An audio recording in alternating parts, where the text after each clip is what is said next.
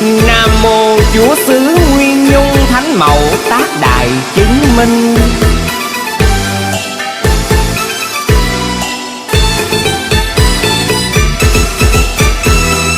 Nay phước duyên đủ đầy còn đến, dinh trung thần nương.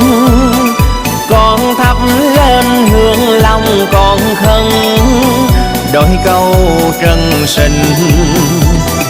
Mong bà ban phước duyên giàu sang, cầu bình an với muôn điều may. Gia đàn sống thân khoe sống lâu, bên đàn con vui mừng thơi. Linh nhi tạ ân tiếng ngôn Chúa nương, khai quyền cơ cứu căn mạng này. Dù trần miền